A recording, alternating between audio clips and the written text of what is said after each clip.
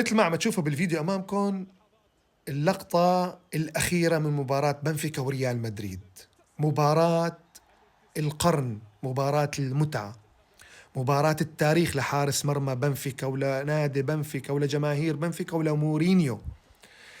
أنا ما بيعجبنا بالمدرب إلا اللي قلبه قوي، يلي بيقرأ المباريات، يلي بيشتغل على الإمكانيات وعلى أسامي اللاعبين والتعاقدات اللي عنده يلي عقده.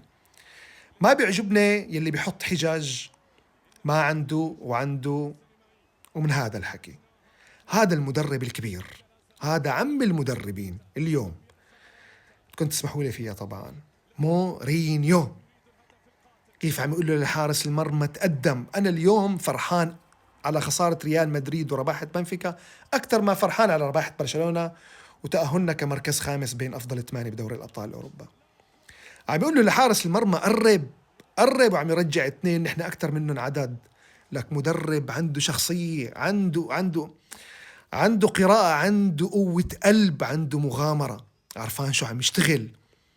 والله إنك يا مورينيو اليوم فرحت كل البرشلونيين على هاي الرباحة اللي ربحتها وعلى خسارة ريال مدريد وانتقاله إلى دور الملحق وممكن تقابلوا كمان مرة تانية.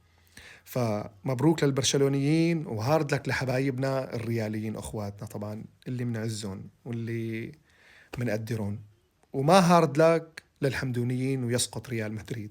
السلام عليكم.